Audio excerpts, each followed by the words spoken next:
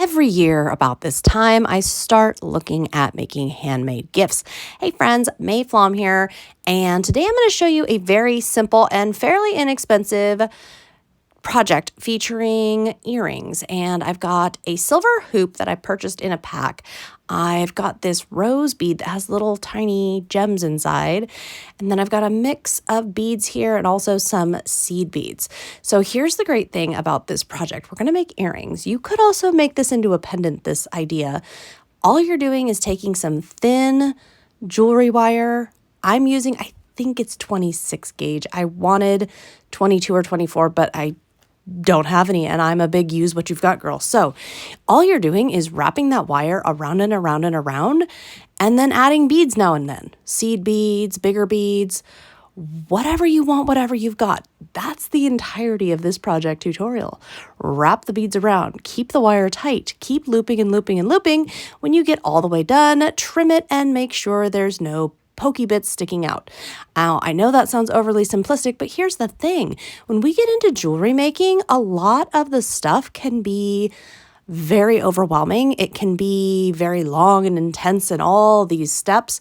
So when I am getting myself back in a mode, I like to start easy. I like with something that I can definitely pull off. Now, I will tell you, you see me using a lot of wire here. I used too much wire. The only real tricks that I feel like, number one, make sure you don't pull too much wire like I did, because then it's just in your way.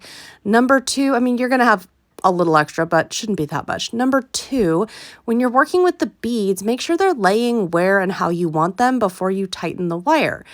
Number three, you can always come back in with another round of wire. So if you don't like something or you want a little more, you can always get another piece of wire and come back around. And that is it. Oh, final thing I would tell you on this. So, here's a flower bead. And this one I actually have pointing forward because I wanted it like when you're looking at a person to see it on the earring.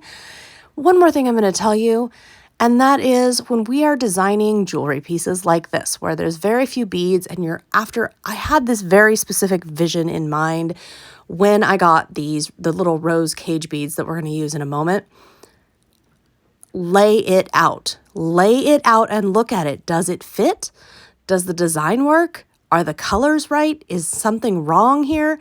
You want to lay it all out because you want to know if it actually works or not before you go and invest in doing it. Now, the other things you're going to need on this project, you're going to need an earring wire, and these come in all different styles. You're also going to need a jump ring, and you're going to need a pair of pliers. 2 is better. But let's face it, for this project, you could get away with pliers and even cutters from your garage. Okay, for this project, and that's why I'm starting here and sharing this particular tutorial. For this project, you can completely get away with garage tools, which for me, before I really start investing in tools, I want to make sure I'm going to do the craft. So here's my trick on this one. I'm putting the wire on, and this is one of those things where there's all kinds of little tips and tricks or know-hows, but we're not going to know until we try.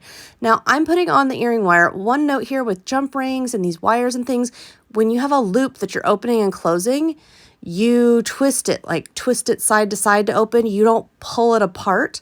And the reason is that you do not want to compromise the wire itself. You do not want that wire to become compromised. So here's our little cage bead. This is the bead that started it all. Here's our jump ring. I'm just putting it through and making sure it goes through the metal on both sides, so it's clipped kind of twice.